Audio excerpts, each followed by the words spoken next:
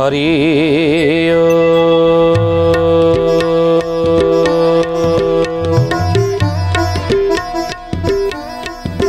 ओम भूर्भुवः स्वः तत्सवितुर्वरेण्यं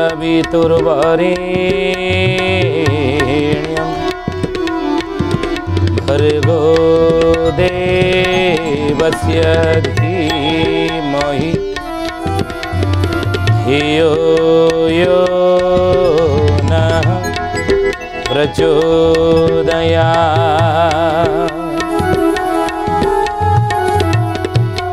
नीलाचल निवासाय नित्याय परमात्मने बलभद्र सुभद्राभ्यां जगन्नाथ यते नमः।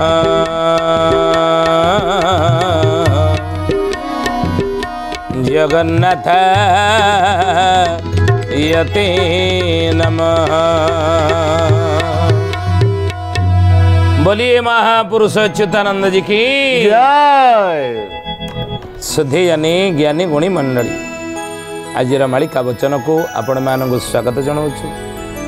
आज मालिका वचन रे आम आलोचना करिया जाऊँचे महापुरुष अच्युतानंदर मालिकार नाम है चकड़ा मडाण। चकड़ा मडाणर आउ गोटे पद कौन से पदटी पर पदटी आम आलोचना करिया जाऊँचे। महापुरुष लिखिले चकड़ा मडाण बोले प्राची नदी कूल पवित्र अटई समाधि मधुदासर मोह नामे नाम प्रचार करिब मूल पीठ नाही तार। आपण माने बुझी जाउथिबे आमे को विषय आज आलोचना करिया जाउची ना प्राची ये ओडिशा पुण्य पवित्र माटी। ये ओडिशा माटी रे अनेक नद नदी मान आज प्रवाहित हेउछन। को नदी बैतरणी ब्राह्मणी ने कुशभद्रा चित्रोत्पला से भली आउ कौन ना अनेक नद नदी गुड़ी छोट बड़ मिसी नद नदी गुड़िक महानदी सबुठार बड़ नदी नहीं तेणु गोबरी एभली अनेक नद नदी मान प्रवाहित होउछन। ऋषिकुल्या ये ओडिशा रे प्रवाहित होउछन। तेणु अनेक नद नदी मानक भितरे ज्ञानी गुणी मंडली प्राची नदी हेउछंती बहुत पुरातन। ओडिशार जेमती विरूपा नदी महानदी गोटे शाखा ना नहीं स्वतंत्र विरूपा बोली नदी नहीं। विरूपा होउछनी महानदी शाखा शाखा नदी महानदी बाहरी किंतु ये प्राची नदी कहार शाखा न बुझिले। ये बहु पुरातन बहु प्राचीन प्राची कारण आपण मैंने जानी अल्प बहुत एक कथा जे अतीत जितेबले 12 वर्ष थरे प्रभु जगतरनाथ जगन्नाथ नवकलेवर पड़े आ ये नवकलेवर समय दैतापति सेवक माने जिते वनजाग यात्रा करती नूतन दारू अन्वेषण सेतबले काकटपुर माँ मंगला अष्टचंडी मानक भितर माँ मंगला को सहित जगन्नाथ संपर्क रही अति निबिड़ संपर्क कहीं ना नूतन दारू अन्वेषण जो दैतापति माने जाती जे पर्यटन माँ मंगलांकर आदेश न हो मंगलांकर स्वप्नादेश न हो से पर्यटन नूतन दारू मिलवा ये सहज कथा नुहे। कारण माँ मंगलांक आज्ञा मिले आज्ञामाल पाई ताको ही धरी दैतापति सेवक मैंने माँ मंगला निर्देश जुआड़ था से दारू अन्वेषण जाती। तेणु हे ज्ञानी गुणी मंडली आओ माँ मंगला कर निर्देश क्रमे आदेश क्रमे अतीत जन्म श्रुति प्रमाण मिले श्रीमंदिर अभिलेख प्रमाण मिले अतीत ये प्राची नदी कूले ये प्राची नदी कूले कूले कूले कूले अनेक दारू अनेक समय बाहरी बोली आपण माने श्रीमंदिर अभिलेख प्रमाण पाई परिबे। तेणु से प्राची महापुरुष तारी उपरे चकड़ा मडाण लिखिं तार अतीत वर्तमान भविष्य आज से प्राची नदी कौन ना विलुप्त प्राय कहले सही प्राची भविष्य पुणी थर कलकल नादरे बहिब बोली महापुरुष लिखिले से प्राची विषय रे बोले प्राची नदी कोल पवित्र अटई समाधि मधु दासर मोहनामी नाम प्रचार करिब मूल पीठ नाही तार मूल पीठ नाही जार हे सुजने मूल पीठ नाही जार मूल पीठ नाही जार हे सुजने मूल पीठ नाही जार कहले बाबूरे प्राची नदी कूल पवित्र अटई समाधि मधुदासर मोह नामे नाम प्रचार करिब मूल पीठ नाही तार जो मधुदास ज्ञानीगुणी मंडली मालिकार यांकर नाम उल्लेख महापुरुष चकड़ा मड़ाण कर मधुदासंकर कथा ज्ञानीगुणी मंडली कहले ए मधुदासकर मूल पीठ नाही किंतु प्राची नदी कूले मोह नाम कहले मोह नामर सी प्रचार कर शिशु अनंतर गादी आप जानते कौटी अच्छी बालीपाटଣା गार कटा जंत्र घेनी श्री अनंत दास कुशभद्रा कूले बालीपाटଣା रे बास तेणु से कुशभद्रा कूल रे बालीपाटଣା नामक ग्राम रे शिशु अनंतर ये साधना समाधिपीठ रही तेणु से साधना समाधिपीठ अतीत ही ज्ञानीगुणी मंडली ताहा केउठारे केउ स्थान रे ताहार कौन ना परिचय मिल नथिला किंतु जेतेबेले मधुदास आसिले से मधुदास द्वारा महापुरुष शिशु अनंतर साधना समाधिपीठ कौन है ना ताहा ये है चिन्हट से कली यीटा हूँ महापुरुषंकर साधना समाधिपीठ मधुदास ही चिन्हट कर तेणु अच्युतानंद महापुरुष लिखिले ए स्थान रे भविष्यत अतीत कौन थिला वर्तमान कौन अच्छी भविष्यत ए क्षेत्र कौन हम प्राची नदी लिखिले महापुरुष बोले दंडकारण्य पूर्व जे प्राची नदी कूल बाबू प्राची नदी कूल कपि जति सन्यासी सेठा बरे मेला बाबू सेठा बरे मेला मन देकी शुणु ए कथा अतीत तार कौन प्राचीर अतीतटा कौन आम अनेक समय शुणीते दंडकारण्य जो ऋषि मुनि माने त्रेता जुगे बसी तपस्या करुले प्रभु राम 14 वर्ष वनवास पितृसत्य पालन करी अनुज लक्ष्मण स्त्री जानकी को सांगे धरी जो जाते से समय यही दंडकारण्य प्रभु पहुँची से दंडकारण्य ऋषि मुनि मानकर सी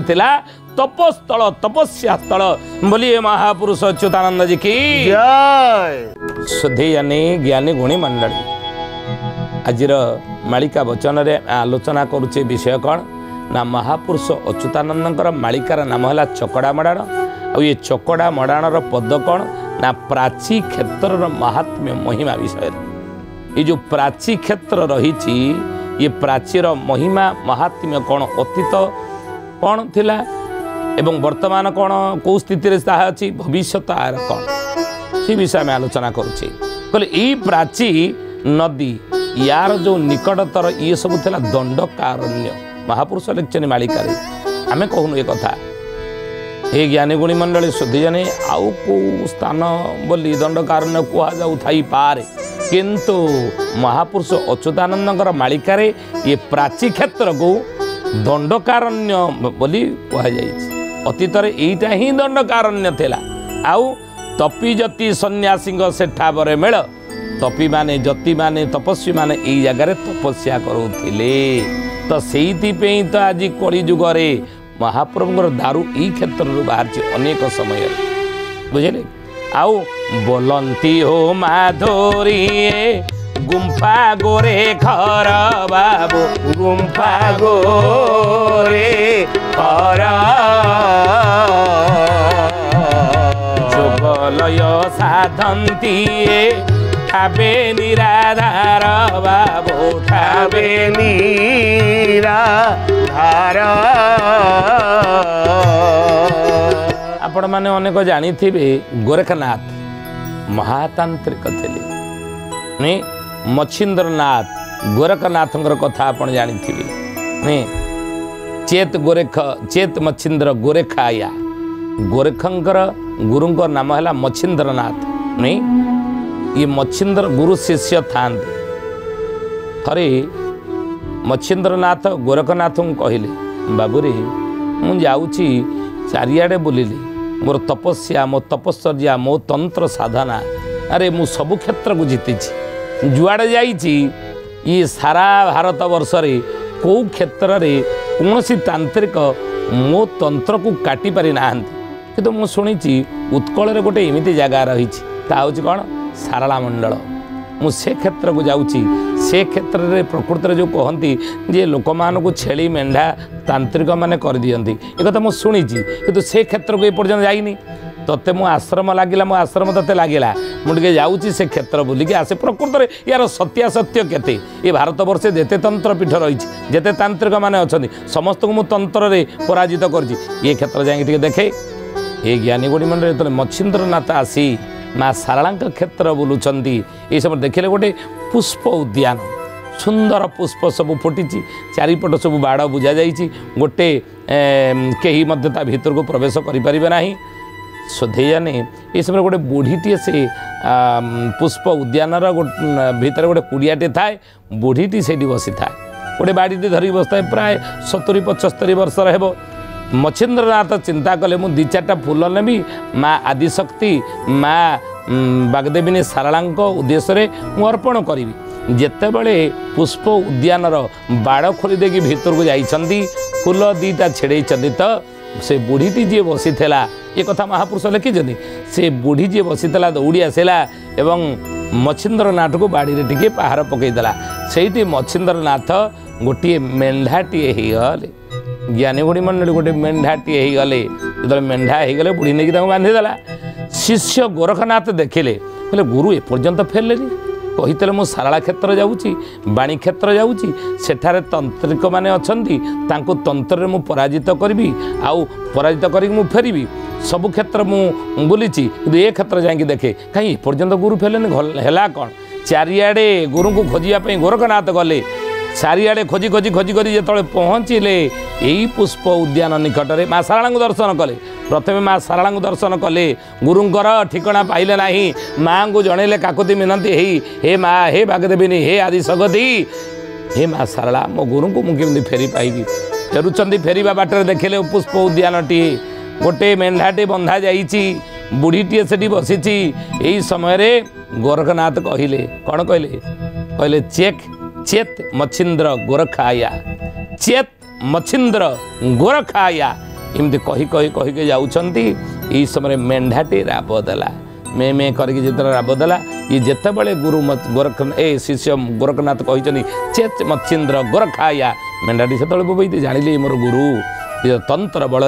गुरु से उद्धार करते एवं से महापुरुष कहते गोरखनाथ आज पहुँची कौटी कौटी ना प्राची क्षेत्र जहाँ त्रेता जुगरे थिला दंडकारण्य यही क्षेत्र में साधना कले जोगारूढ़ हेले बोली अच्युतानंद महापुरुष मालिकार लिखिले बोलती ओ माधुरी ए गुम्फा गोरेखर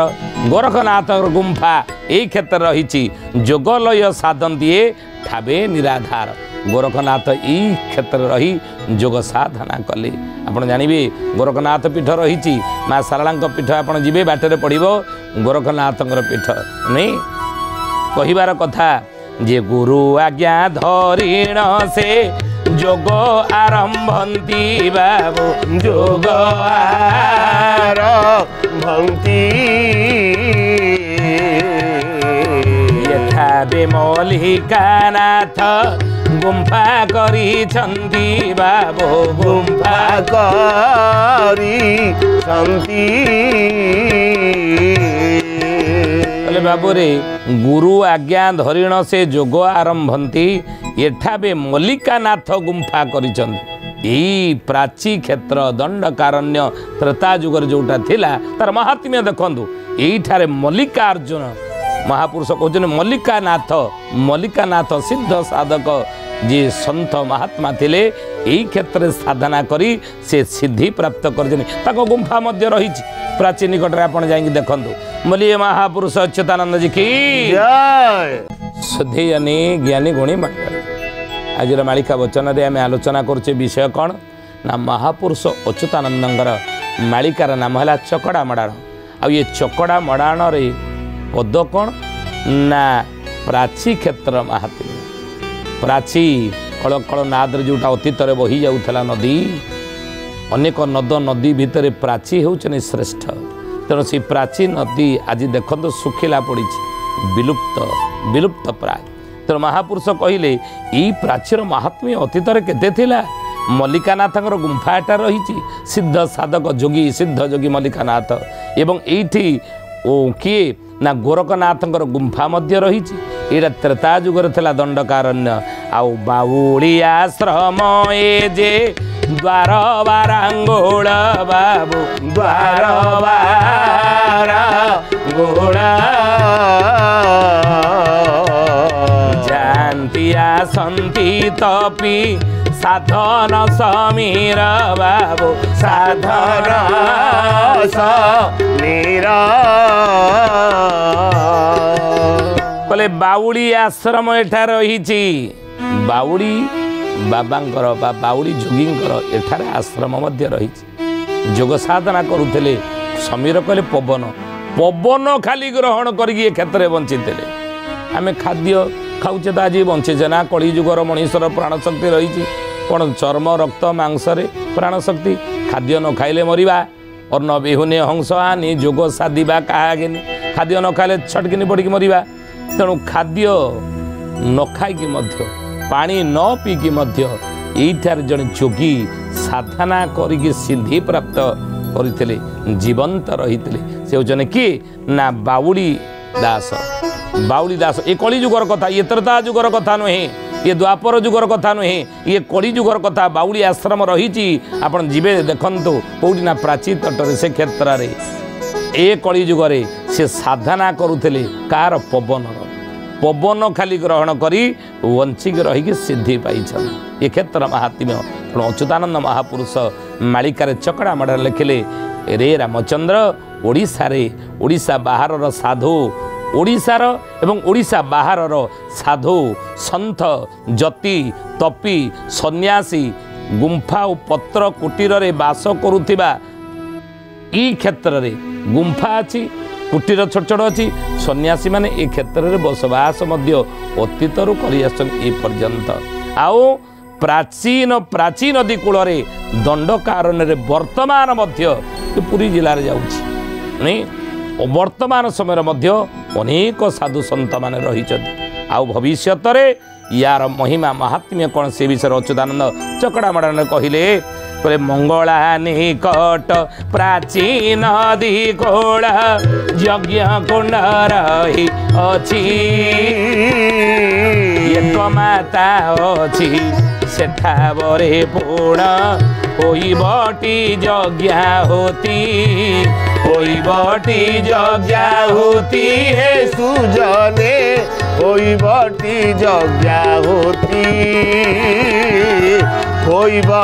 यज्ञाहुति हे सुजने होइबटी यज्ञाहुति। मंगला निकट प्राची नदी कूल यज्ञ कुंड रही अछि। सेई माँ मंगला काकटपुर मंगला निकट प्राची नदी कूल आउ महापुरुष एक यज्ञ कुंड कलिजुग शेष रही बाहर से यज्ञ कुंड महापुरुष कहले एक माता सेठी तपस्या कर रहुचंदी से यज्ञ गोटे विराट यज्ञ करेंगे जितेबले विश्वर शांति विश्व मैत्री विश्व कौन शांति मैत्र प्रतिष्ठा पाई